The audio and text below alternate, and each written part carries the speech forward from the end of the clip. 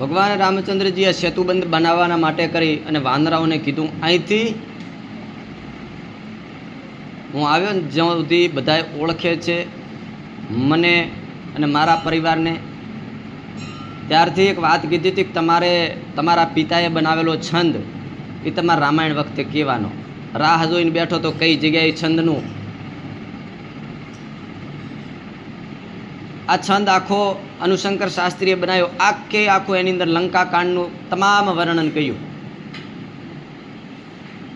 અને છંદની શરૂઆત અહીંથી થાય છે.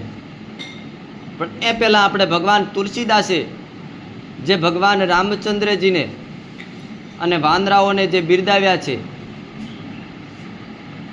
એની બિરદાવલી આપણે કહી અને આખો આજનો જે સત્સંગ છે, આજનો જે માસિક વિશ્રામ છે, એ આખો માસિક વિશ્રામી છંદની અંદર પરિપૂર્ણ રીતે કવિએ વર્ણન કર્યું છે.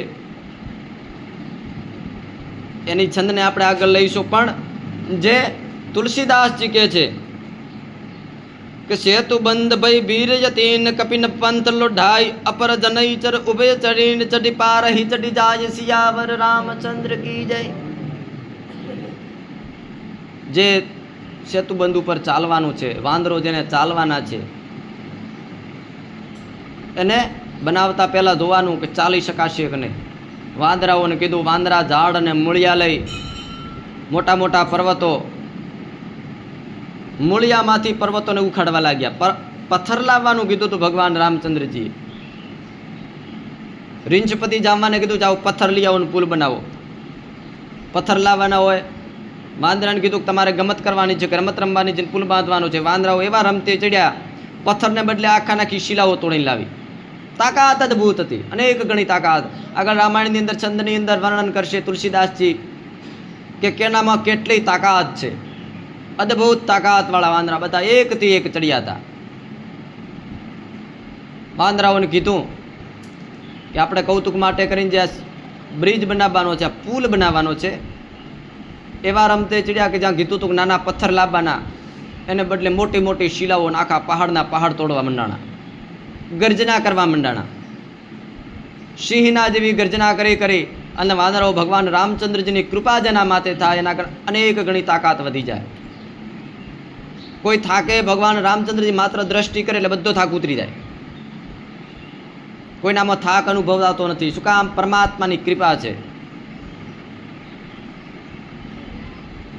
કરવા સંતનો ઉદ્ધાર હરવા, ભૂમિનો ભાર દુઃખ દેવનું હરવાન, નાશ દૈત્યનો કરવા. ભગવાન રામચંદ્રજી અવતાર ધારણ કર્યો શાના માટે?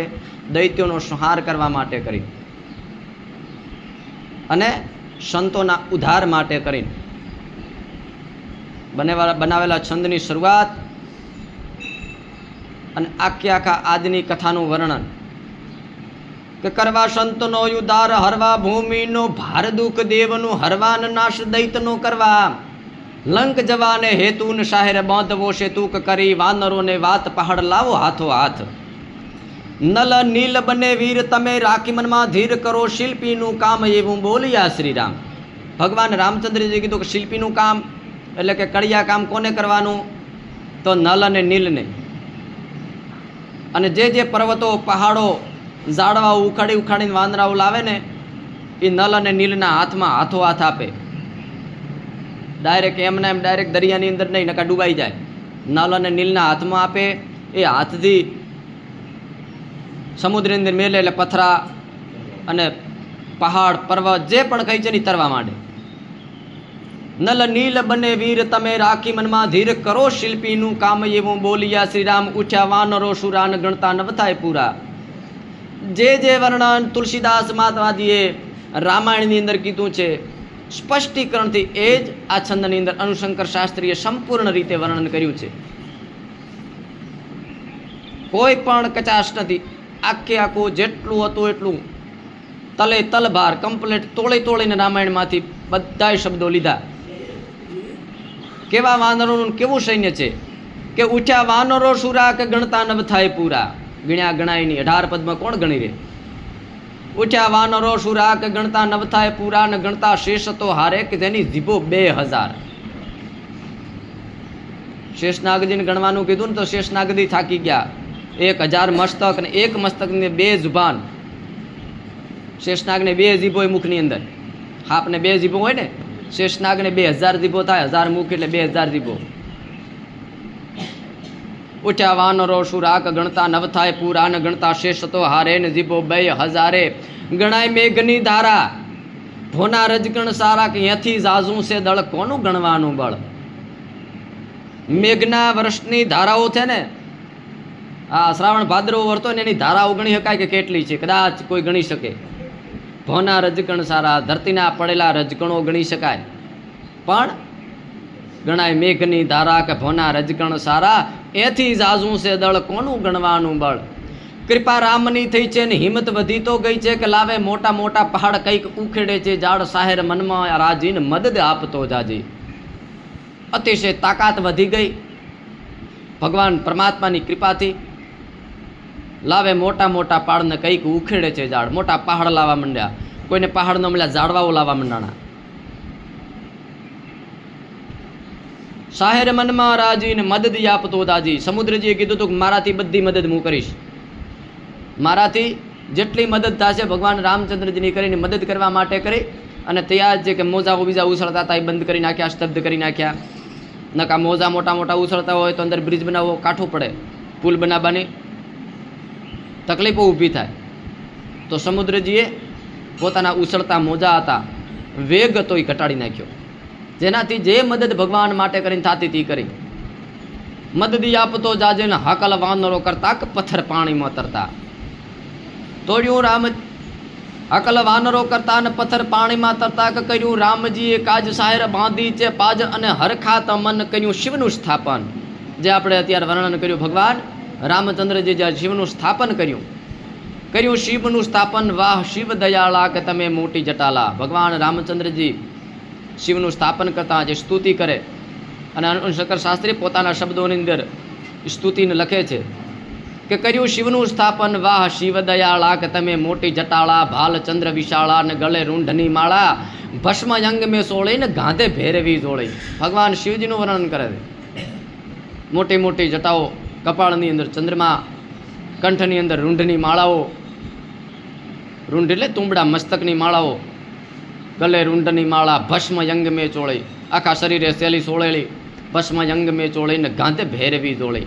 એવી પ્રાર્થના કરી સવારી રામની ચડીને જોવા દેવતા આવે અને પછી ફૂલ વરસાવે કે સારા સાય છે સુકન સૌના મન છે પ્રસન્ન ડાબો યંગ તો ફરકે ને સતી સીતા હરખે. રાક્ષસો અને દૈત્યોની અંદર અપશુકન થવા મંડાણા, પણ જેવું ભગવાન રામચંદ્રજીએ પાજ બાંધવાનું ચાલુ કર્યું, આ સેતુ બાંધવાનું ચાલુ કર્યું ને ભગવતી સીતાના ડાબા અંગ ફરકવા મંડાણા કે હવે કંઈક સારું થવાનું છે. સંકેતો મળવા મંડાણા સારા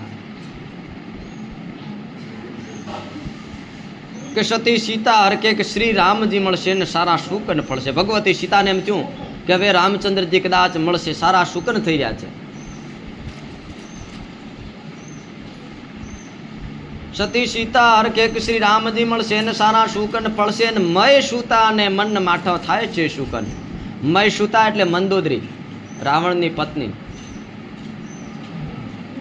એને ખોટા સપના આપવા માંડ્યા, ખોટા વિચારો આપવા માંડ્યા અને ખોટા અપશુકનો થવા માંડ્યા. જેને સારું થવાનું હોય એને સારા શુકન થાય, ખરાબ થવાનું હોય ખરાબ શુકનો થાય. મય સુતા અને મન માઠો થાય છે શુકન. મન કરતી વિચાર કે કેમ સમજાવું ભરતાર. મનની અંદર વિચાર કરે છે રાવણને સમજાવવો કઈ રીતે. રાવણને સમજાયની કારણ કે મૂઢ છે, મૂર્ખ છે. 10 શીશ 10 મસ્તકમાં 20 કાન અને 20 નેત્રો હોવા છતાં કોઈનું સમજાયું સમજતો નથી. મહામૂર્ખ છે. મય સુતા ને મન માઠો થાય છે શુકન કે મન કરતી વિચાર કેમ સમજાવું ભરતાર. અને એ જગ્યાએ મંદોદરી રાવણને સમજાવવાના પ્રયત્નો કરે.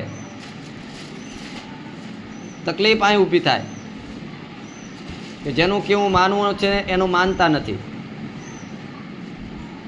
માનતા, અને જેનું કેવું નથી માનવાનું એનું માનીને બેસી જઈએ. આમ તો ઘરની અંદર કોક કે મમ્મા આમ નહીં આમ કરવાનું, અને તો ઘરે કદાચ પૂછે કે આપણે આમ કરવું છે તો કહે છે ભાઈ તો એના ઘરનાનો ગુલામ છે, બાયડીના ગુલામ છે, એનું પૂછીને બધું કરે છે.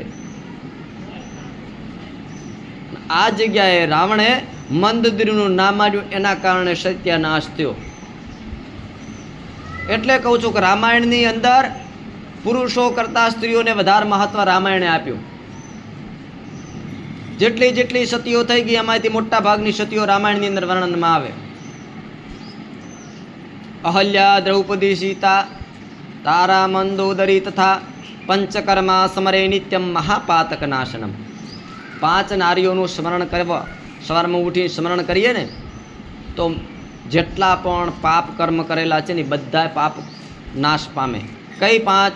અહલ્યા, આપણે હમણાં અહલ્યાબાઈ જે ભગવાન રામચંદ્રજીના ચરણના સ્પર્શથી પથ્થરમાંથી જે નારી બની અહલ્યા, એનું સવારમાં નામ લઈએ ને ખાલી અહલ્યા એટલું, એટલે જેટલા પાપ છે એટલા બધા બળી જાય. અહલ્યા, પછી દ્રૌપદી, એક ખાલી મહાભારતની એક સતી એ દ્રૌપદી, અને સીતા રામાયણની અંદર ભગવતી સીતાનું સ્મરણ કરવાથી બધાય પાપો બળી જાય. અહલ્યા, દ્રૌપદી, સીતા, તારા. તારા કોણ? તો કે તારા વાલીની પત્ની. મહાબલી વાલી ભગવાન રામચંદ્રજી આપણે ગઈકાલે સુંદરકાંડની અંદર એના પહેલાં કિષ્કિંધાની અંદર હનન કર્યું. એ વાલીની પત્ની તારા, એનું હવારમાં ઉઠીને નામ લેવાથી મહાપાતક નાશ થાય. અહલ્યા, દ્રૌપદી, સીતા, તારા, મંદોદરી તથા તારા વાલીની પત્ની તારા અને મંદોદરી રાવણની પત્ની મંદોદરી રાક્ષસની પત્ની હોવા છતાં હવારમાં ઉઠતા એનું નામ લેવાથી અનેક પ્રકારના પાપો બળીને ભસ્મ થઈ જાય. સતી હતી, રાવણની પત્ની હતી પણ સતી હતી. અહલ્યા, દ્રૌપદી, સીતા, તારા, મંદોદરી તથા પંચકર્મા સમરે નિત્યમ. તો મહાપાતક નાશના, મોટા મોટા પાપનો નાશ થાય.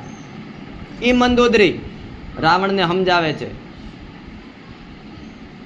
પણ જેની બુદ્ધિ ને મતિ મારી ગઈ છે. મંદોદરી એવું કહે છે કે ભગવાન બ્રહ્મા વિષ્ણુ ને મહેશ મૂર્ખ માણસને સમજાવે ને તો સમજે નહીં.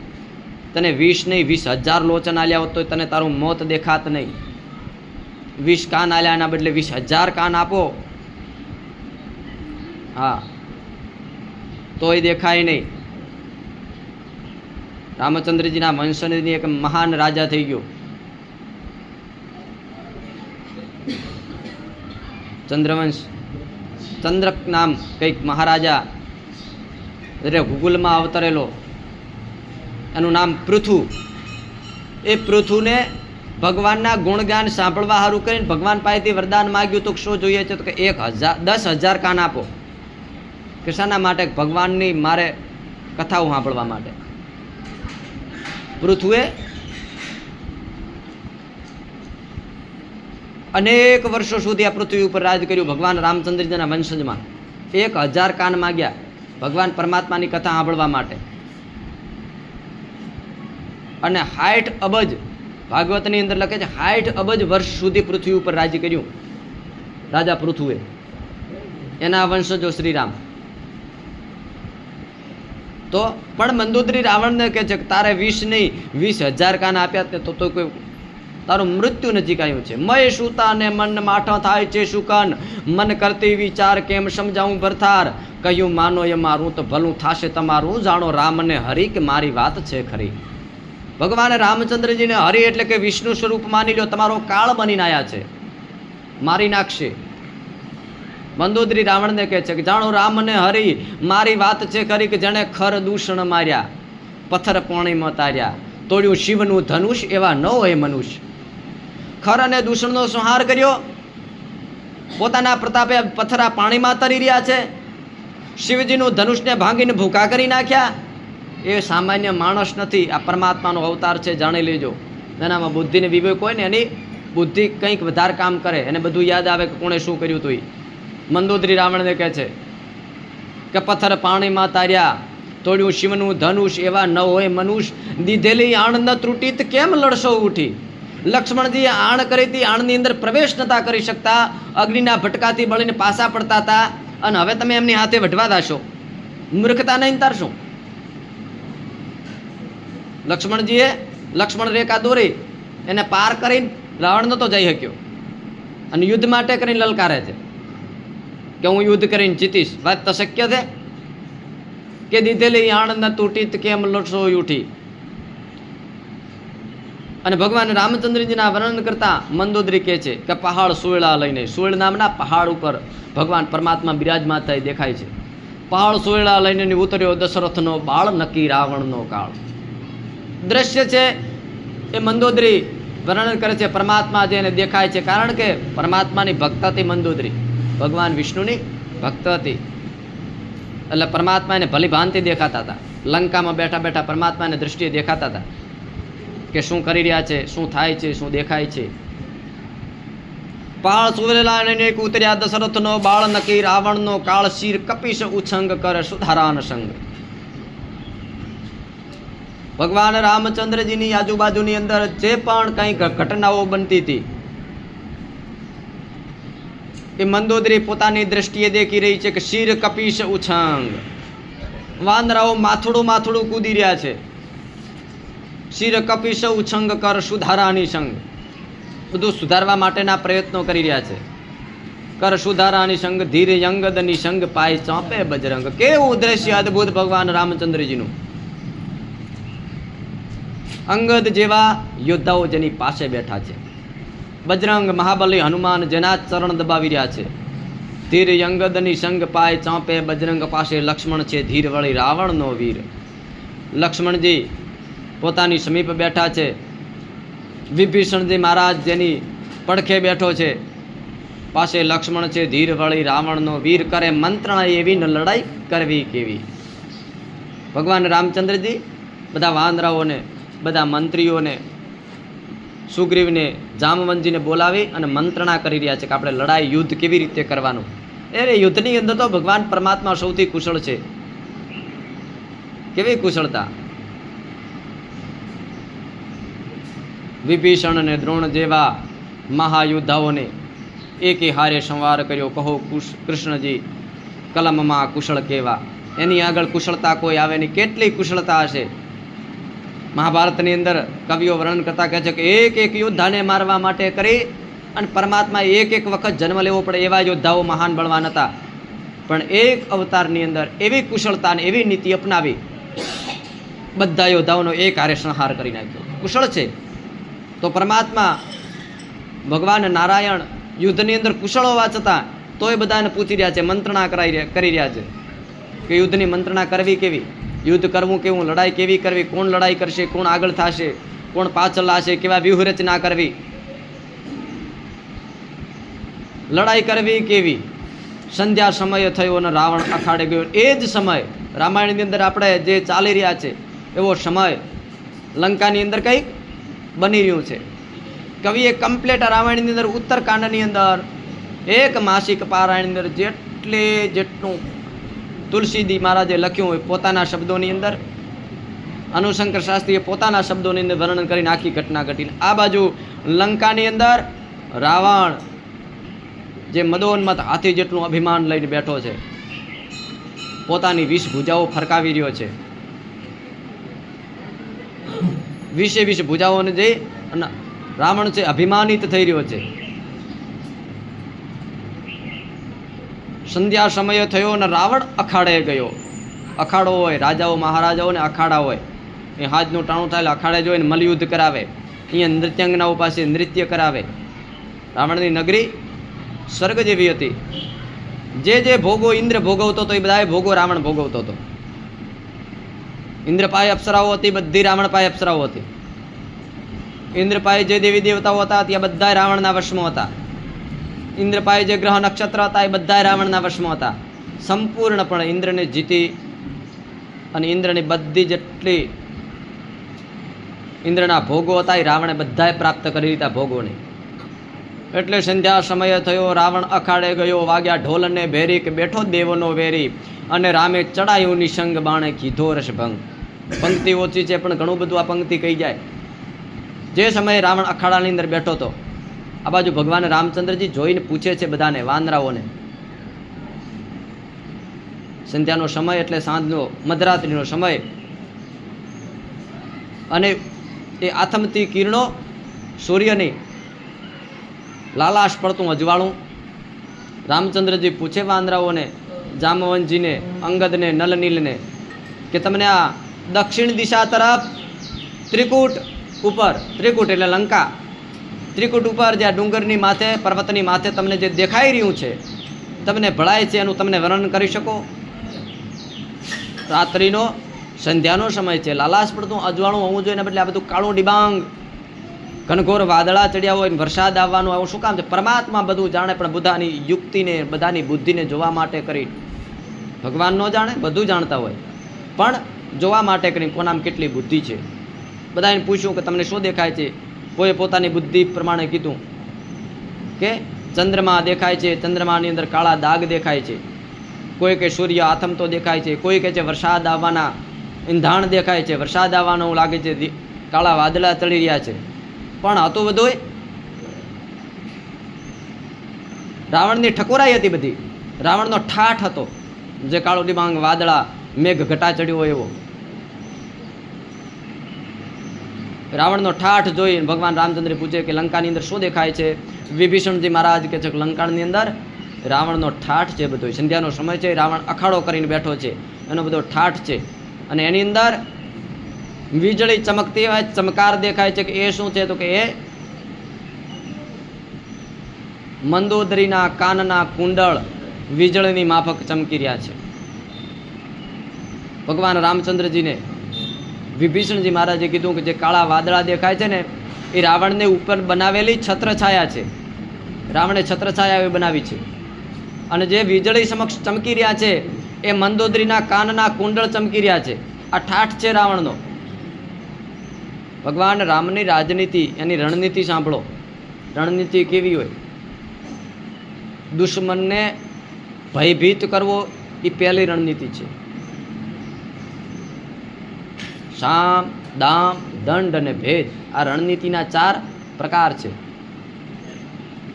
સામ એટલે પહેલું એને સમજાવવું.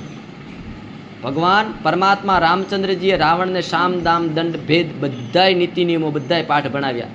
સામ એટલે પહેલું એને જઈને સમજાવવું, દુશ્મનો એને પહેલું સમજાવવું કે માની જા, ભઢિયામાં કોઈ ઝઘડો કર્યા, બાધ્યામાં કોઈ લાભ નથી. અને સમજાવવું, સમજી જાય, માની જાય તો ઝઘડો ન થાય, વાદ ન થાય, યુદ્ધ ન થાય. પછી દામ, દામ એટલે લાલચ આપવી કે 5-25 દેતો મોની દા. શેઢાનો વાદ હોય કે ભાઈ 4 ઓંગળ તું વધારી લે, પણ ઝઘડો મત કરી. આને દામ કહેવાય. મોટા માણસો આવે ગઈઢા એટલે શું કે ભાઈ વેસ ઓમ કે વેસ ઓમ, પણ વેસ તમે સારું વઢાય નહીં, માથા લેવરાય નહીં, એટલે એ દામ કહેવાય. પછી દંડ, લાલચ આપતોય ન માને તો પછી એને મારવો, એને દંડ કહેવાય. પછી એને દંડિત કરવો. અને દંડથી એ ના માને હોય ને તાકાતવર હોય તો પછી એને ભેદ એટલે કે દગો કરવો.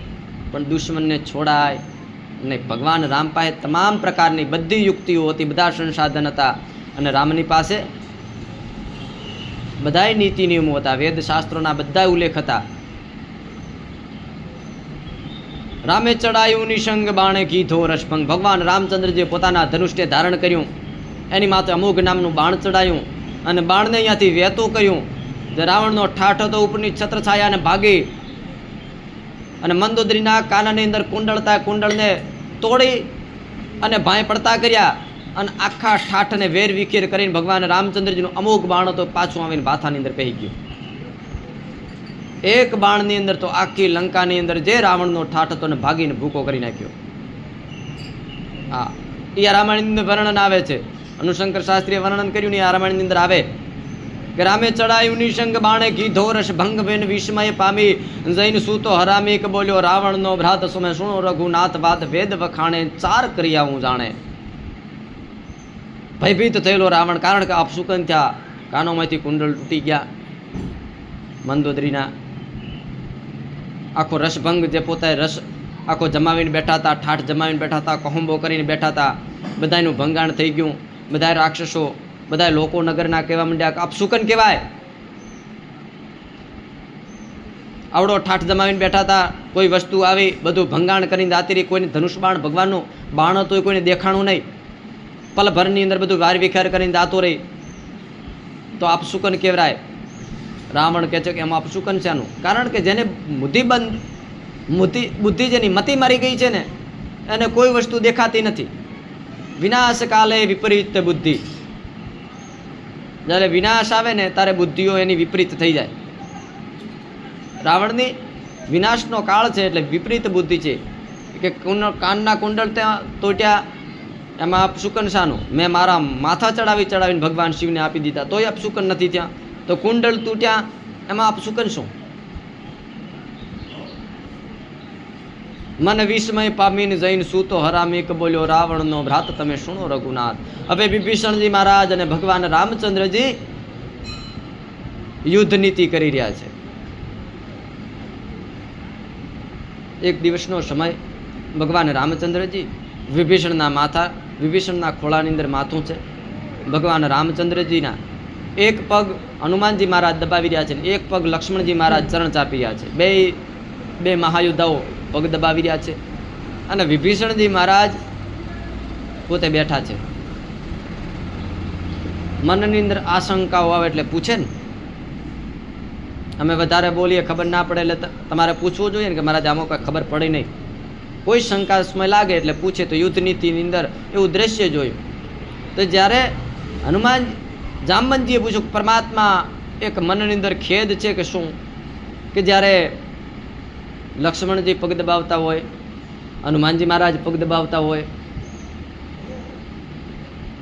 મારા ખોળાની અંદર તમારું માથું હોય, ત્યારે તમે ઘોર નિંદ્રા લેતા હો, સૂતા હો, તમારી આંખો ખુલ્લી હોતી નથી, તમે નિંદ્રાધીન થઈ જાઓ છો. જ્યારે હનુમાનજી, લક્ષ્મણજી, જામવંતજી આ હોય ત્યારે તમે ઊંઘી જાઓ છો. અને જ્યારે વિભીષણજી મહારાજ આવે ત્યારે તમે એમની પાસે રાજનીતિની વાતો કરો છો. આવું કેમ?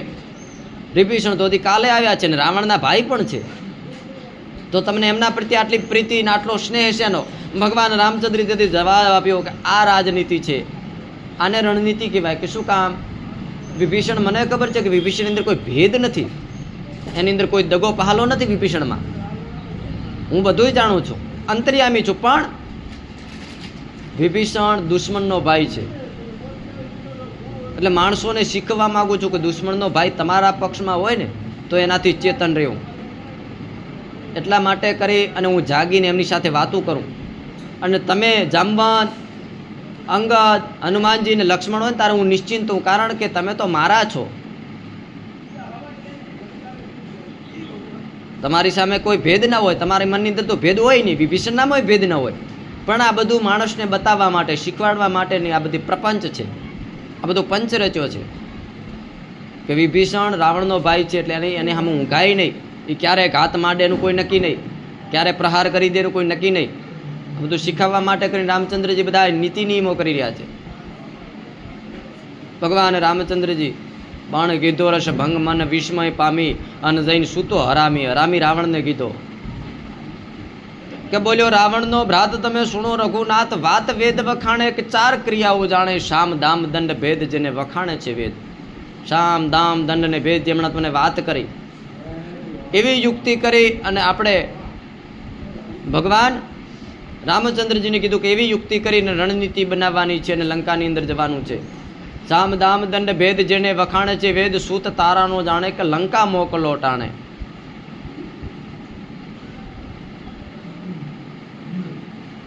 રાવણનો વાલીનો પુત્ર અંગદ,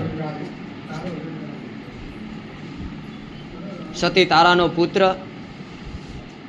એ 4 ભેદને જાણે છે. શામ દામ દંડ ને ભેદ 4 નીતિઓનો જાણકાર છે. શું કામ? તો કે એક તો કે વાલીનો પુત્ર છે. વાલી સર્વ મહાન નીતિજ્ઞ હતો, એની પાસે સૌથી મોટી રાજનીતિ વાલી પાસે હતી. એટલે એ નીતિ વાલી પાસેથી અંગદ પાસે હોય અને 4 નીતિને જાણકાર છે. એના માટે કરીને તમે અંગદને મોકલો. સુત તારાનો જાણે કે લંકા મોકલો ટાણે, જઈને સમજાવે 10 સ્કંદ 20 લોચને છે અંધ. 10 સ્કંદ કેટલા? 10 મસ્તક થયા, જેને માથે 10 મસ્તક છે, 20 આંખો છે, પણ તેમ છતાં અંધ છે. જેને 20 લોચન હોવા છતાં પણ અંધ કીધો છે રાવણને. 20 લોચને છે અંધ, જઈને સમજાવે 10 સ્કંદ 20 લોચને છે અંધ.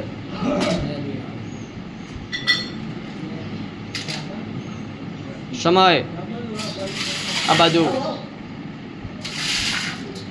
ફરીથી રાવણની પત્ની છે. મંદોદરી રાવણને સમજાવે છે કે માની જાઓ અને હજી વહેલું છે, પાછા વળો. ભગવાન રામ સામે યુદ્ધ માંડવાની જરૂર નથી, પાછા વળી જાઓ, નહીં તો માયા જાશો. મંદોદરીની વાત સાંભળી રાવણ કહે છે કે મેં જોયું વિચારી કે બીકણ હોય છે નારી, નારીના અવગુણ કે વાક સાંભળ કહું છું તેવા, કે નારીના અવગુણ કે વાક સાંભળ કહું છું તેવા, કે સાંભળી પર કેરું રૂપ તેમાં થાય છે તદરૂપ તજે સ્વામીનો સંગ લાગે સેવકથી રંગ, હું છું દિગપાળ જેવો વશ કીધા છે દેવો, કે એવો મને ન જાણ્યો ને તે તો રામ વખાણ્યો. પોતાનું અભિમાન રાવણનું બોલી રહ્યું છે મંદોદરીની સામે. નારીનું બીકણ હોય, નારીના બુદ્ધિ ન હોય, નારીના અવગુણ કહી રહ્યો છે નામના. અને કઈ નારીના? કે જે સતી સ્વરૂપ છે, તે જગદંબા સ્વરૂપ છે નારી, જેનું નામ લેતા પાપ મટી જાય, એ નારીના અવગુણ કહી રહ્યું છે. આ બધું પોતાનું પાપ બોલી રહ્યું છે, રાવણનું પાપ બોલી રહ્યું છે. બીકણ હોય છે નારી, નારીના અવગુણ કે વાક સાંભળ કહું છો તેવા, સાંભળી પર કેરું રૂપ તેમાં થાય છે તદુ. તો ભગવાન રામચંદ્રજીનું રૂપ જોઈ અને તારો મોહ થઈ ગયો છે, એટલા માટે કરીને તું કહી રહી છે. બુદ્ધિ જેને મતી મારી જાય, બુદ્ધિ ઘટી જાય, એને અવળા વિચાર આવે. મંદોદરીની ચરિત્ર ઉપર આંગળી ઉપાડી. સાંભળી પર કેરું રૂપ તેમાં થાય છે તદરૂપ તજે સ્વામીનો સંગ લાગે સેવકથી રંગ. હું સ્વામી છું આ જગતનો, આ બ્રહ્માંડમાં મને કોઈ જીતી ન શકે, અને વનવાસી છે તારો, એની અંદર રંગ કઈ રીતે લાગ્યો? તજી સ્વામીનો સંગ લાગે સેવકથી રંગ, હું છું દિગપાળ જેવો વશ કીધા છે દેવો, કે એવો મને ન જાણ્યો ને તે તો રામ વખાણ્યો. આ બધી રાવણની દુર્બુદ્ધિ બોલી રહી છે. આ બાજુ વિભીષણજી મહારાજ પરમાત્માને રાજનીતિની વાત કહેતા કહે છે કે તમે અંગદને મોકલો લંકામાં, અને જેને 20 આંખો હોવા છતાં પણ આંધળો છે, જગતને ભાળતો નથી, રામને ઓળખી શકતો નથી, અને રામના ગુણગાન કરવાના બદલે રામથી વેર બાંધીને બેઠો છે, એ રાવણને જઈને કદાચ સમજાવે અને કદાચ આંખ ખુલી જાય તો લંકાનું હિત થાય. કે ઉગ્યો ભ્રાણ તો જ્યારે ને લંકા જ આવ્યો ત્યારે, કે બંને મળ્યા જ્યારે ને લડવા લાગ્યા ત્યારે, માર્યો રાવણનો તન મન થયો છે પ્રસંગ. સવારનો સમય, પ્રભાતનો પ્રહર થયો, અંગદ છે એ લંકાની નગરીમાં આવ્યો. લંકા નગરીમાં આવતાની સાથે રાવણનો એક પુત્ર એ અંગદને મળે છે. આમ તો એ રાવણનો પુત્ર બહુ નીતિજ્ઞ હોય છે, બહુ સારો માણસ. હજારોની મેદનીમાં બધાય ખોટા નહીં હોતા, સારો હોય કોઈ. જેમ કૌરવોની સભામાં વિકર્ણ સભા છોડીને જતો રહ્યો હતો. જ્યારે દ્રૌપદીનું ચીરણ થયું ને, ત્યારે વિકર્ણ નામનો દુર્યોધનનો ભાઈ, 6ઠા નંબરનો વિકર્ણ, એણે સભા છોડી દીધી હતી કે જ્યાં નારીનું અપમાન થાય ત્યાં બેસાય નહીં. અને એક આ રાવણનો પુત્ર, અને રાવણને કીધું કે ભગવાન રામને ઓળખી લ્યો. અરે રામને ઓળખવા આવો તો ઓળખો, ના ઓળખો તો કોઈ નહીં. અને રાજનીતિ એટલી જબરદસ્ત, તુલસીદાસ મહારાજે વર્ણન કરતા કીધું કે એની રાજનીતિ એટલી પ્રબળ હતી. રાજનીતિ સમજાવી કે તમે સીતાજીને છોડી દો અને રામને અર્પી દો, તેમ છતાં રાવણ કદાચ યુદ્ધ કરશે ને, તેમ છતાં ભગવાન રામ તમને યુદ્ધમાં લલકારશે કે યુદ્ધ કરશે તો આપણે રામને જીતી લઈશું, એ વચન આપો છો. પણ તમારી દ્રષ્ટિ સીતા માથે છે, તમે નારીનું અપમાન અપહરણ કર્યું છે, એટલે તમારો કાળ નજીક છે. તમે સીતાજીને આપીને પછી રામ સામું યુદ્ધ કરો તો તમારો વિજય થશે, નિશ્ચિત છે. હું તો ના પાડું છું કે યુદ્ધ જ નથી કરવું, રામને ઓળખી લ્યો. પણ કદાચ તમે એવું માનતા હો કે હું કાયર છું, તો તમે એક કામ કરો, સીતાજીને પરત આપી દો રામને, અને પછી યુદ્ધ માટે કરી અને ભગવાન રામચંદ્ર આમ પછી યુદ્ધ કરો તો આપણી જીત કદાચ થઈ શકે. કારણ કે આપણી પાસે નીતિ પ્રબળ હોય, મતિ અને બુદ્ધિ પ્રબળ હોય, તમારું પુણ્ય સાથ દેતું હોય તો તમે જીતી શકો, બાકી તમે પાપની અંદર ધસેલા છો. રાવણને કહે છે, પિતાજીને કે તમે પાપ સમય ધસેલા છો. સીતાજીનું હરણ કર્યું, એનો નેહાકો તમને ખાઈ જાય, એની હાય ખાઈ જાય, તમે એમની સામે જીતી નહીં શકો. અને એ રાવણનો પુત્ર છે, એ અંગદને હામો માળે. હવાના પ્રભાતનો સમય હોય, કિરણની સૂર્યનારાયણની પહેલી કિરણ ઉગે, અંગદ લંકાની અંદર પ્રવેશ કરે અને વાતમાં બેને વિવાદ થાય. રાવણનો પુત્રને અંગદને વિવાદ થાય અને વિવાદમાં બેને યુદ્ધ થાય. યુદ્ધની અંદર હામાં બથોબથ આવે. અંગદ રાવણના પુત્રને પકડી અને ધરતીએ પ્રહાર કરે, પગમાંથી પકડી ફેરવીને ધરતીએ પ્રહાર કરે અને પ્રહાર કરી અને ખબર પડે કે આ નીતિજ્ઞ છે, એટલે એનો શવ છે ને ભગવાન રામચંદ્રજીની પાસે ફેંકે. ભગવાન રામના દર્શન થતા પ્રાણ છોડી દે અને વૈકુંઠમાં જાય. આગળ રામાયણની અંદર છે, જે યોદ્ધાઓ જે જગ્યાએ જ્યાં જેને મારે છે એ બધાય માર્યા પછી એના શવ છે, એના મરદા છે ને ભગવાન રામચંદ્રજી આગળ આવે. કોઈને ભગવાન રામનો હાથ અડે, કોઈનો પગ અડે, બધાય સ્વર્ગમાં જાય, બધાય વૈકુંઠમાં જાય. એના માટે કરે બધા એને પરમાત્મા મોકલે વૈકુંઠની અંદર જ. પણ કંઈક પુણ્ય હોવું જોઈએ, કંઈક પુણ્ય પ્રબળ હોવું જોઈએ. સવારના સમયે બે રાવણનો પુત્રને મેઘનાદ વચ્ચે યુદ્ધ થયું. મેઘનાદના પુત્રને માર્યો. અંગદ આવ્યો જ્યારે ને બંને મળ્યા, જ્યારે એક લડવા લાગ્યા ત્યારે એને માર્યો. રાવણનો તન મન થયો છે પ્રસન્ન સર્વે જોઈને, ના ઠાક જોયા વાનરો માઠા. કે જાણે લંકા પ્રજાળિક ફરી આવ્યો છે, ચાલે કે બીજી વાર શું કરશે, કે નક્કી પ્રાણ તો હરશે. વાંદરા બધા એક અણહાર ના હોય, એક જેવા, એમાં કોઈ ભેદ ના હોય, બધા વાંદરા હતા. માણસો બધા કેવા લાગ્યા કે જેણે લંકા પ્રજાળિક ફરી આવ્યો છે, ચાલે કે બીજી વાર શું કરશે, નક્કી પ્રાણ તો. તેણે લંકાને બાળીને ખાખ કરી નાખી. આ બીજી વાર આવ્યો છે, હાલનો તો 100% બધાને મારીને ભૂકો કરી નાખવાના છે. અંગદ અને હનુમાન વાંદરા એક દેવા દેખાય એટલે જાણે પહેલા હનુમાન આવી અને બધું રણહો બાળી હળગાવી નાશ મેલી લંકાને ગયા છે. તો આ બીજી વાર આવ્યો છે, હાલનો તો કાંઈ રાખવાનો નથી. બધા અંગદને જોઈને ના હવા મંડાણા, કાંઈ કરવાની જરૂર જ ન પડે. કે જેણે લંકા પ્રજાળિક ફરી આવ્યો છે, ચાલે બીજી વાર શું કરશે, કે નક્કી પ્રાણ તો હરશે. જઈને સભામાં પેઠો ને પૂંછ વાળીને બેઠો. સીધો જાય રાવણની નગરી લંકાની અંદર. રાવણનું સિંહાસન હતું, એને સામે જાય. રાવણને આજીજી કરવા માંડાણો. રાવણ પૂછે કોણ છે, પૂછવાની પછી વાત, આસન આપો. રાવણે અપમાન કર્યું, દૂતને આસન નહીં, એ તું જે હોય તે. વાંદરને આસન અમે નથી આપતા, બધા ઊંચા આસન ઉપર બેઠા.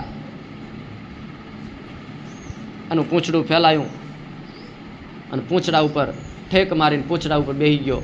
અને રાવણના સિંહાસન કરતાં પણ ઊંચું કર્યું. પછી પોતાની જાતે સિંહાસન કરવાનું હોય ને શું હોય, જેટલું વીંટોળે એટલું ઓછું. પૂંછને લંબાવી આટા ફેરા કરી રાવણનું સિંહાસન હતું એના કરતાં ઉપર જઈને બેઠો. બધાને જોવા માટે દ્રષ્ટિ ઉપર કરવી પડે. જૈન સભામાં બેઠો ને પૂંછ વાળીને બેઠો. અંગદ આવ્યો જ્યારે કે રાવણ બોલ્યો ત્યારે, કીશ કેમ તું આવ્યો ને કોનો સંદેશો લાવ્યો, કયા તાતનો તું તન બોલો મુખથી વચન. સંવાદ છે રાવણ અને અંગદ વચ્ચેનો. અંગદને આવતાની સાથે રાવણ પૂછે છે કોણ છે, ક્યાંથી આવે છે, શું કામથી આવ્યો છે, આવવાનું તાત્પર્ય શું છે. અંગદ આવ્યો જ્યારે કે રાવણ બોલ્યો ત્યારે કે કીશ કેમ તું આવ્યો, વાનર શું કામ આવ્યો છે, કોનો સંદેશો લાવ્યો. કોઈનો સંદેશો લાવ્યો છે, દૂત બનીને આવ્યો છે. કયા તાતનો તું તન બોલ મુખથી વચન. કોનો પુત્ર છે, બોલ્યો વાળીનો સૂત હું છું, રામજીનો દૂત, વાનર વાળીનો બાળ, અંગદ નામ છે ભૂપાળ. ભગવાન રામચંદ્રજીનો દૂત છું, વાળીનો બાળ છું, જેને તમે ઓળખતા હશો. અંગદે પૂછ્યું વાળીને ઓળખો છો? રાવણ કહે છે નામ સાંભળ્યું છે. શું નામ સાંભળ્યું? બેના સંવાદની અંદર ઘણી બધી હાસ્યાસ્પદ કથાઓ છે. અંગદે પૂછ્યું કે વાળીને ઓળખો છો? રાવણે કીધું કે તે હતો ભાઈ કોક વાલી નામનો, નામ સાંભળ્યું કાને, જેના બગલની અંદર, જેના કાખની અંદર 6 મહિના રાવણ દબાઈને ગયો હતો, એને કહેતે કે મેં નામ સાંભળ્યું. માણસ માત્રને કોઈ પણને એક ટેવ હોય કે એના પરાક્રમ કોણ એટલે એને ભલે ભાંતિ યાદ હોય. સારું કર્યું હોય, તમે એક વાત અડધી વાત કાઢો એટલે પોતે જાતે વર્ણન કરવા માંડે, ઓહો તદી મેં આટલું બધું કામ કર્યું હતું, તદી મારામાં આટલું બળ હતું, અને પોતાની પ્રશંસા કરે. એના કુકર્મની વાત કરો એટલે એની યાદ ન આવે. એની હાનિ થઈ હોય, એની ગ્લાની થઈ હોય, એનું કોઈએ માદનું પાડ્યું હોય, એને 5 માણસો પાસે કોઈ પડતાડિત કર્યું હોય, એની વાત કરો ને એટલે કિસીને એ મારું મને યાદ નથી. તમને કેમ ખબર? યાદ બધું હોય પણ કેવું નહીં. એટલે સંવાદની અંદર પૂછે છે કે વાળીને ઓળખો છો? તો કે ના, નામ સાંભળ્યું છે કાન. કે વાંદર બાળીનો બાળ અંગદ નામ છે ભૂપાળ, વાત સમજી મારી આપો રામની નારી. જેના માટે કરીને અંગદને મોકલ્યો તો ભગવાન રામચંદ્રજીએ. વધારે કોઈ સમયને કે બરબાદ કરવો નથી, વધારે સમયને લેવો નથી. જેના માટે કરીને આવ્યો છું એ વાત.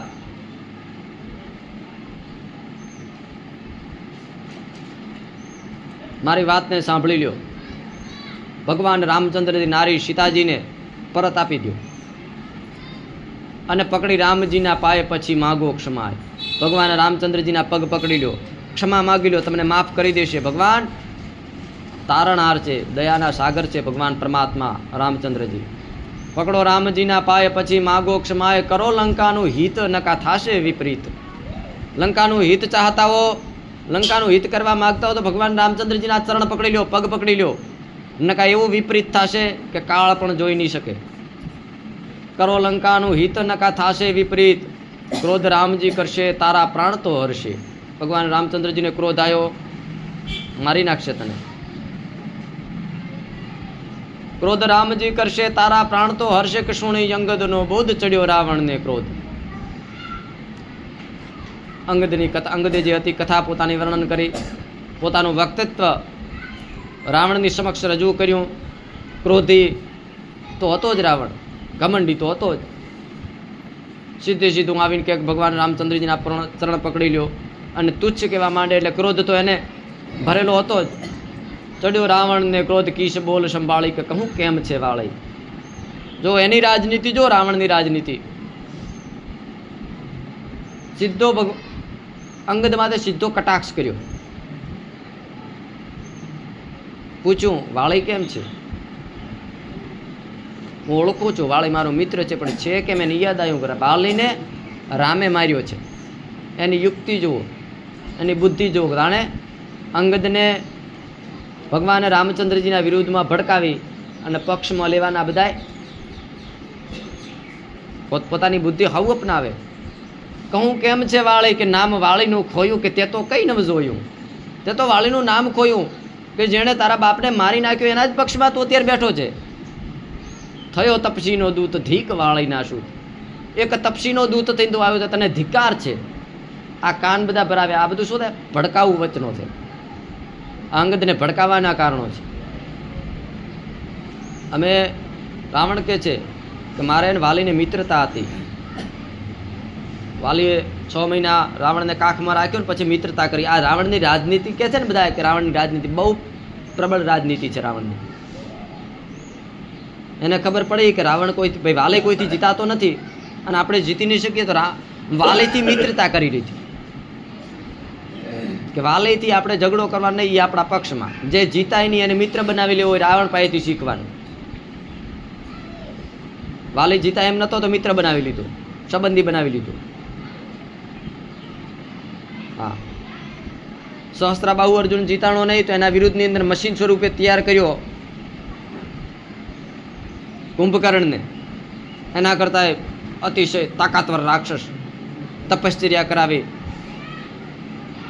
ઘણી રામાયણની એમ કહેતા કે મશીન સ્વરૂપે તૈયાર કર્યું, એની અંદર બધા યંત્રો એવા ગોઠવીને એને એટલો તાકાતવર બનાવ્યો. એટલે આ બધી રાજનીતિ રાવણની પ્રબળ છે, અને રાજનીતિનો ઉપયોગ કરીને અંગદને કહે છે કે નામ વાળીનું ખોયું, કે તે તો કઈ ન જોયું, કે થયો તપસીનો દૂત ધીક વાળીના શું. તો ધિકારે છે અંગદને રાવણ ધિકારે છે. ધીક અંગદ કહે છે કે ધીક ધીક તું જ માતને ને ધીક તું જ તાતને, 10 દિવસની વાર જઈને લેજે સમાજ. મને ખબર નથી કે વાલી ક્યાં છે, શું કરે છે, શું કરતા હશે. માત્ર ને માત્ર 10 દાડા બાકી છે. જો સીતાને પરત નહીં આપે તો તારો ને વાલીનો ભેટો થશે. અહીંયા જઈને સમાચાર તારી રીતે લઈ લીધે. હા, બુદ્ધિ પોતાની પ્રબળ હતી, અંગદની બુદ્ધિ પ્રબળ હતી, કોઈના સડાયા હતા નહીં. કે ધીક ધીક તું જ માતને ને ધીક તું જ તાતને, કે 10 દિવસની વાર જઈને લેજે સમાચાર. જો નહીં આપે સીતા તો મળશે મારા પિતા. તો તું સીતા પાછા નહીં આપે તો 10 દાડાની અંદર તને મારા પિતા 100% અહીંયા મળી જશે.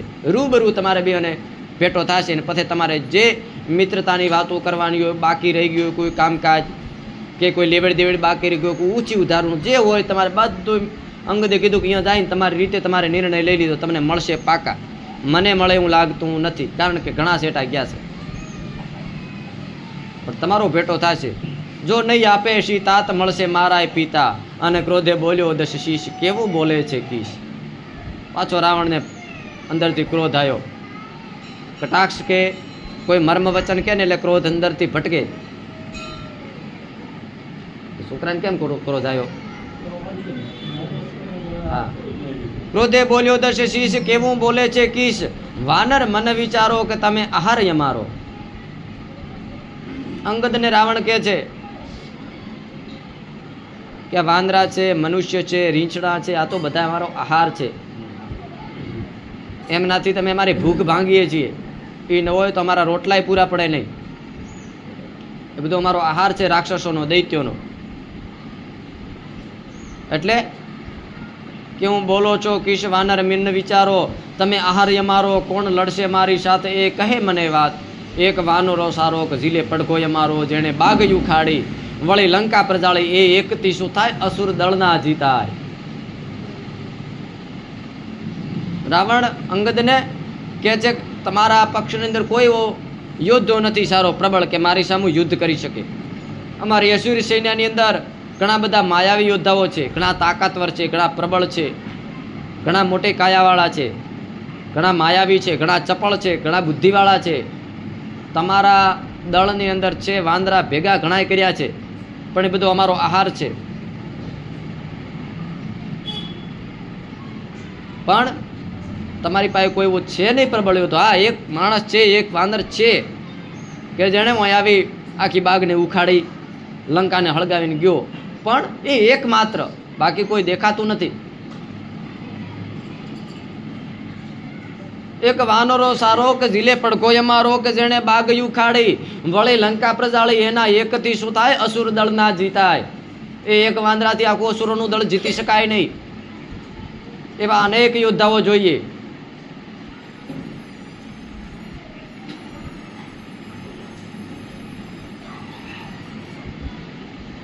રાવણે અંગદને કીધું કે અસુર દળ ના જીતાય. તમે જે વાત કરી છે એ હનુમાનજીની વાત કરી રહ્યા છે કે આખી બાગને લંકાને બાળી હળગાવી અને ગયો. એ એક યોદ્ધો છે કે જે મારી સામે કદાચ પડકાર ઝીલી શકે, પણ એ એક માત્રથી ચાલશે નહીં. ઘણા બધા અસુરો છે અને તમારે જીતવા માટે અનેક યોદ્ધાઓની જરૂર પડશે. તમારી પાસે છે નહીં. આવું અંગદ અને રામચંદ્રજીમાં વિવાદ ચાલી રહ્યો છે. અને જેવું રાવણે કીધું અંગદને કે એક વાનરો સારો કે ઝીલે પડઘો અમારો, જેણે બાગયું ખાડીને વળી લંકા પ્રજાળી. એના એકથી શું થાય? અસુર દળના જીતાય. અંગદ હસીને બોલ્યો. યુક્તિ કરવી હોય, બુદ્ધિ કરવી હોય, દુશ્મનને હરાવવો હોય તો પોતાનું બધી તાકાત છે એની વર્ણન કરાય નહીં દુશ્મન આગળ.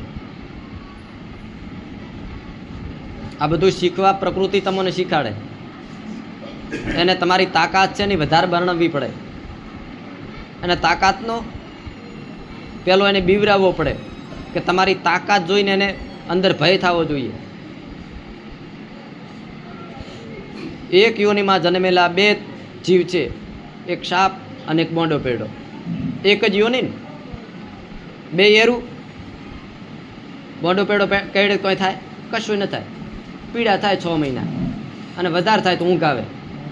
બોંડો પેડો કરવાથી કોઈ મરે નહીં. ઝેર ચડે પણ મામૂલી.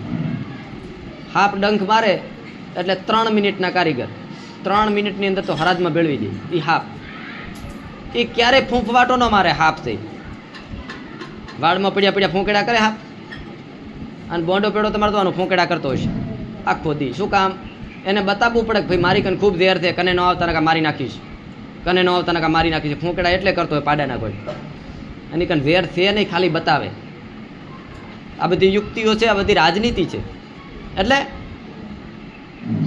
અંગદ હસીને બોલ્યો કે ઠીક પડદો ખોલ્યો જો તું એકથી હારે તો શું બોલે વધારે. એથી વાંદરો જાજાન વળી સર્વના રાજા. એથી ઘણા બધા વાંદરો છે મોટા મોટા, અને બધા રાજાઓ મહારાજાઓ છે. એ તમે જે વાંદરની રાવણને કહે છે કે વાત કરી રહ્યા છો, એક તુચ્છ વાનર છે. એનું આ અમારા જે વાંદરો તને 18 પદમાં દેખાય ને એનું કાંઈ ન આવે. એ વાંદરાનું એને તો ખાલી અમે માત્ર ને માત્ર સીતાજીની સંભાળ માટે કરીને મોકલ્યો હતો. ખાલી કે સાના સપનું જોઈને આવતો રહે. કારણ કે એ તો બહુ બીકણ છે, ખૂબ બિહાઇન્ડ રહે છે. બધા વાંદરોની પાછળ બેહે, કોઈને ટોકારો દેવા નહીં, બધાને માન સન્માનથી બોલાવે. એની અંદર તો કોઈ તાકાત જ નથી. એટલે બીકણ હતો એટલે મેં એને લંકાની અંદર મોકલ્યો હતો કે સાના સપનો બીકણ માણસ રહ્યું ને એ જાઈને જોઈને વળતું તરત થાય. એ કોઈને છછેડે નહીં, કોઈના હમું થાય નહીં કારે. બીકણ માણસ એ તાર બારી હુંરું ભોડું ઘાલી શું છે એ જોઈને પરત વળતું થાય. એટલે એ તો બહુ બીકણ હતો એટલે મેં પેલો મેલ્યો તો ખાલી સીતાજીની સંભાળ લેવા માટે. એટલે સાના સપનો જઈને જોઈને આવેલો. પણ અમને ખબર નથી કે આટલું ઉત્પાત કરીને આવે શીરવા. એને અમે સૌથી નીચો વાંદરો ગણી, સૌથી તાકાતહીન ગણી અને અમે એને મોકલ્યો હતો. પણ ખબર નહીં શું ઘરથી અફેણ ખાઈને આવ્યો હતો કે ધતુરો ખાઈને આવ્યો હતો. નકા ઉત્પાત ક્યારેય કરતા જ નથી. એ તો સૌથી ડાયો ડમર, અમારા આખા પક્ષની અંદર ડાયામ ડાયો માણસ એટલે હનુમાનજી. તમે એની વાત કરી રહ્યા છો. લંગદે કીધું કે શું બોલે વધારે કે યથી વાંદરો જાજાન વળી સર્વના રાજા. મિથ્યા વગાડે છે ગાલ તને મારી નાખું, હાલ તને મારીએ શું થાય, તો મરેલો ગણાય. અંગદ રાવણને કહે છે. અને ઘણા બધા રામાયણની અંદર વર્ણન કરતા તો ઘણું બધું અંગદે કીધું છે ને. રાવણને ઉશ્કેરવા માટે કહો, રાજનીતિ માટે કહો, કે જેના માટે કે તારી અંદર કોઈ નથી. રાવણે કીધું કે મારી ભુજાઓની તને તાકાત નથી. મારે આ 20 ભુજાઓની અંદર લઈ અને ભગવાન શંકર સહિત આખા પર્વતને, આખા કૈલાસને મેં ધગધોણ્યો. જટાટવી ગલમ જલમ પ્રવાહ પાવિતસ્થલે ગલે વલમ વલંબિતામ ભુજંગ તુંગ માલિકામ ડમા ડમા ડમા ડમણ નિનાદ વડ મરવયમ ચકાર ચંડ તાંડવમ તનો તુનઃ શિવા શિવમ જટાકટા હશમ બ્રહ્મમ બ્રહ્મન્નલિંપ નરઝરી વલોલ વીચી વલ્લરી વિરાજમાન મૂર્ધને દગજ દગજ દગજ જ્વલાલાટ પટ્ટ પાવકે કિશોર ચંદ્રશેખરમ રતિ પ્રતિક્ષણમ મમ ધરાધરેન્દ્ર નંદિની વિલાસ બંધુ બંધુરસ પ્રદ્ગંત સંતતે પ્રમોદમાન માનસે. એ તાંડવની રાવણ કે મેં રચના કરી અને એનાથી આખા કૈલાસ સમેત પર્વતને ધગધોણી નાખ્યો. તને મારા ભુજાઓની તાકાતની ખબર નહીં હોય, તને મારા પરાક્રમની ખબર નહીં હોય. મેં દેવતાઓને જીતી લીધા, મેં ઇન્દ્રને જીત્યા અને મેં 10 દિગ્પાળો સામે યુદ્ધ કરી અને દિગ્પાળોને મારા વશમાં કરી લીધા. રાવણ પોતાની ઘમંડાઈ કરે છે, પોતાની પ્રશંસા જાતે વર્ણન કરે છે. અંગદ કહે છે એ રાવણને મેં ઓળખતા નથી. તમે જે રાવણને કહે છે, તું જે રાવણની વાત કરી રહ્યો છે એ રાવણને હું જાણતો નથી. હું તો 3 રાવણને જાણું છું. એક તો કે સહસ્ત્રાબાહુ અર્જુનની સામે મચ્છરની માફક એના પગમાં પડ્યો રહ્યો વર્ષો સુધી. હા, જે રાવણની મહાનતાના વખાણ કરી રહ્યા છે બધા એના માટે. અંગદ જે કહે છે એ કમ્પ્લીટ કાન દઈને સાંભળવાનું કે હું જે રાવણને જાણું છું એ રાવણ વિશે તું સાંભળ. તો કયા? તો કે એક સહસ્ત્રાબાહુ અર્જુનની સમક્ષ મચ્છરની માફક મસળાઈ અને એના ચરણમાં પડ્યો હતો. અને પુલસ્ત્ય ઋષિએ આવી અને તને છોડાયો. પુલસ્ત્ય કુળનો છોરા રાવણ હતો એટલે નકા સહસ્ત્રાબાહુ અર્જુન એને મારી નાખત.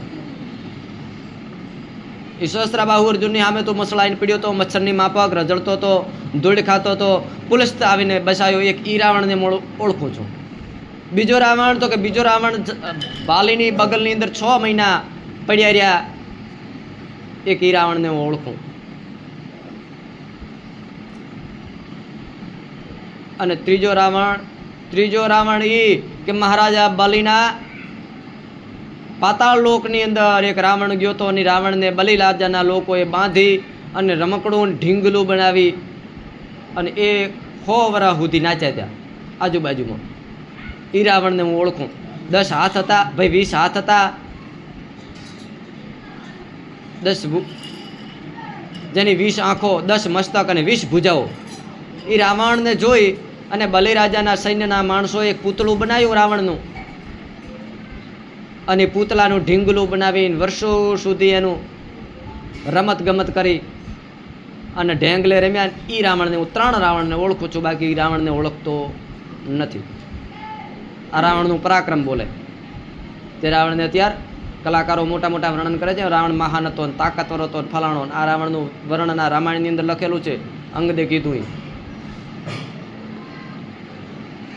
બલિ તો નકા ભગવાન શ્રી હરિના બાંધવાથી પાતાળ લોકની અંદર ગયો હતો. માત્ર ને માત્ર અત્યારે બાંધેલો બેઠો છે. બાંધેલો એટલે કોઈ વરેડાથી, દોયડાથી, નાગપાસથી બાંધેલો નહીં, વચનથી બંધાયેલો બલિરાજા. એને બધો બલિરાજા દાનવેન્દ્રો મહાબલ તેન ત્વામ આપે બદનામી રક્ષે માચલ માચલ. બ્રાહ્મણો જ્યારે જજમાનનો કાંડે રાખડી બાંધે ને ત્યારે મંત્રો ભણે, એને બધો બલિરાજા દાનવેન્દ્રો મહાબલ. દાનવોમાં ઇન્દ્ર સ્વરૂપ બલિરાજા છે, એ તમારું રક્ષણ કરશે. અને બલિરાજા જેનું રક્ષણ કરે એનું વાળે મોકો ન થાય. એ બલિરાજા અત્યારે વચનથી બંધાયેલો છે. જ્યાં સુધી અત્યારનો ઇન્દ્ર છે એ રાજગાદી ઇન્દ્રાસન છોડી અને પાછો સર્વલોક મૂકીને જાય નહીં ત્યાં સુધી તમારે હલવાન નહીં. કારણ કે આવતા યુગની અંદર બલિરાજા ઇન્દ્ર થઈને બેસશે. અત્યારે દાનવોમાં ઇન્દ્ર છે, પછી દેવોનો રાજા બનવાનો બલિ. એ અત્યારે વચનમાં બંધાયેલો છે, યુદ્ધ કરતો નથી, કોઈને બોલાવતા નથી, માત્ર ને માત્ર ભગવાન પરમાત્માનું કીર્તન કર્યા કરે છે. એના માણસોએ તને બાંધી રાખ્યો હતો અને તારી અમે રમત ક્રીડાઓ કરી હતી. એક એને હું ઓળખું છું, આ 3ને ઓળખું છું, બાકી ચોથો કોઈ રાવણ હોય તેને હું ઓળખતો નથી. અંગદની વાત સાંભળીને રાવણે તરત નીચું ગાલ્યું કે આ તો જે આપણે પરાક્રમ નતા કર્યા ને આપણે તે નેસો જોવાના તે પ્રપંચ કર્યા હતા એની બધાની આ તો ખટક છે. એટલા માટે કરીને તો અંગદને મોકલ્યો તો ભગવાને કે એની પાસે બુદ્ધિ, ગુણ, વિવેક, સામદામ, દંડ, ભેદ અને વેદોનો જ્ઞાતા હતો અંગદ. એટલા માટે કરીને મોકલ્યો હતો કે આને બધી વાત ચર્ચા કરતા આને આવડે, બધી નીતિ નિયમોની અંગદને ખબર છે. એટલે કીધું રાવણ અને અંગદ વચ્ચેનો જે સંવાદ થયો કે વાનર મન વિચારો તમે આહાર્ય મારો, કોણ લડશે મારી સાથે, કહે મને વાત એક વાનરો સારો, ઝીલે પડઘો મારો, જેણે બાગયું ખાડી, વળી લંકા પ્રજાળી એના એકથી શું થાય, અસુર દળના જીતાય. અંગદ હસીને બોલ્યો ઠીક પડદો ખોલ્યો, જો તું એકથી હારે તો શું બોલે વધારે, એથી વાનરો જાજાન વળી સર્વના રાજા કે મિથ્યા વગાડું છું ગાલ, તને મારી નાખું હાલ, તને મારી શું થાય, તું તો મરેલો ગણાય. માટે મારતો નથી ને સાચું કહું છું કથી, તું મરેલો છે, તારા ઉપર હાથ ઉપડાય નહીં, તું કાંઈ છે જ નહીં. તને મારીને જાઉં તો લોકો મારી નિંદા કરે, કોઈ નહીં. રાવણને મારીને આવ્યો, કેટલો ક્ષુણ કર્યો રાવણને, અતિશય. ખરેખર તો આટલું કોકને કેમ તો હાથે મણો ટોપો ખાઈને મરી જાય. તો મરેલો કેવરાય, તને મારવો કેમ, તો છે જ મરેલો. અનુશંકર શાસ્ત્રીએ કેટલા માણસો મરેલા કીધા ને છંદની અંદર વર્ણન કર્યું કે મરેલા ગણવા કેટલાક, સાંભળ કહું છું તેટલા, ધરે પરનારીનું ધ્યાન, કરે મદિરાનું પાન, કરે જાતે ખુંવારી, વળી હોય જુગારી, પરને આપે જે દુઃખ ને વર્તે હરીથી વિમુખ, હોય કામીને ક્રોધી, વળી વેદ વિરોધી, જે આપ વખાણે, વ્યસની હોય જે પ્રાણી, કુળની નિંદા કરનારો, હોય બ્રહ્મ હત્યારો, સંધ્યા વિનાનો દ્વિજ, હોય દામનો ભત્રીજ, ન માને માત પિતાનું, જ્ઞાન ન હોય ગીતાનું, અને વળી આળહું જેટલાક, મરેલા ગણવા તેટલા. આ બધા રાવણના અવગુણ હતા. ધરે પરનારીનું ધ્યાન, રાવણને કહે છે કે તારું પારકાની સ્ત્રીમાં તારું ધ્યાન છે. ભગવાન રામચંદ્રજીની પત્નીને તો હરી લાવ્યો છે, એટલે તારું મોતનું કારણ એક. ધરે પરનારીનું ધ્યાન, કરે મદિરાનું પાન, રાક્ષસ હતો એટલે મદિરાનું પાન તો કરતો જ હોય. પિતા તો હોય જ. આ બધા માણસો મરેલા છે અને મારવાની જરૂર નહીં, પરમાત્મા ઓટોમેટિક મારી નાખે. એ ઓટો સિસ્ટમ ગોઠવેલ હોય. દૂધ પીવાની ટેવ પાડવી પડે, મદિરા પીવાની ટેવ પાડવાની જરૂર ન હોય. દૂધ ના પીવો એટલે મદિરા ઓટોમેટિક શરીરની અંદર ઘૂસી જાય. લક્ષણ અંદર લાવો તો બરાબર છે, લક્ષણ ના લાવો તો કુલક્ષણ આપવા માટે કોઈ વિદ્યા ભણવા દાવાની જરૂર નથી, કલખણું થવા માટે કોઈ પાઠશાળા દાવાની જરૂર નથી, કોઈ નિહાળ દાવાની જરૂર નથી. તમે તમારી અંદર લખણ ના લાવો એટલે કલખણ ઓટોમેટિક આવે. એ ઓટો સિસ્ટમ છે.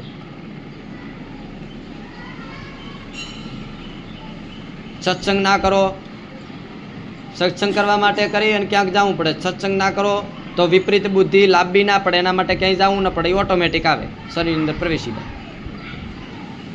કરે મદિરાનું પાન, ઘરે જાતે ખુંવારી, પોતાની જાતે અભિમાન કરતો માણસ હોય. વળી હોય જુગારી, જુગાર રમતો હોય હાથે માઠેમને દાડે, આ બધા મરેલા છે.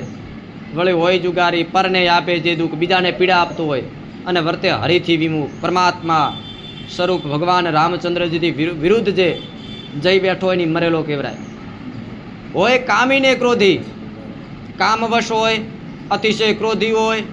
વળી વેદ વિરોધી, જે વેદોને જાણતો નથી, વેદોની વિરુદ્ધની અંદર જાય અને નીતિઓ ઘડે છે. જે આપ વખાણે ને વ્યસની હોય, જે પ્રાણી પોતાને જાતે વખાણ કરતો હોય, શરીરની અંદર ઘણા બધા પ્રકારના વ્યસન કરીને બેઠો હોય. વ્યસની હોય જે પ્રાણી, કુળની નિંદા કરનારો, પોતાના ભાઈઓને નિંદા કરતો હોય, એ માણસ મરેલો કહેવાય. હા, કાકાના દીકરા ભાઈની, બાપાના દીકરા ભાઈની, બાપાની કાકાની નિંદાઓ કરતા હોય, એ બધા મરેલા કહેવાય. ઘરની વાત ઘરમાં રખાય, કોઈને જાય કહેવાય નહીં મારો કાકો ભોંડો છે કે મારો ભત્રીજો ભોંડો છે. કુળની નિંદા કરનારો, કારણ કુળની નિંદા એટલે આની અંદર વિભીષણને કુળઘાતી કીધો છે. એટલે અંગદે રાવણને કીધું કે કુળની નિંદા કરનારો હોય, બ્રહ્મ હત્યારો, બ્રાહ્મણોનું હત્યા કરવા વાળો. તો રાવણે ઘણા બધા બ્રાહ્મણોની હત્યા કરી, ઘણા બધા ઋષિમુનિઓની હત્યા કરી અને એમાંથી સીતાજીનું જે પ્રાગટ્ય થયું આપણે આગળ વર્ણન કર્યું. બધા અવગુણ હતા રાવણના. કુળની નિંદા કરનારો હોય, બ્રહ્મ હત્યારો અને સંધ્યા વિનાનો દ્વિજ. સવારમાં ઉઠી અને સંધ્યા ન કરતો હોય,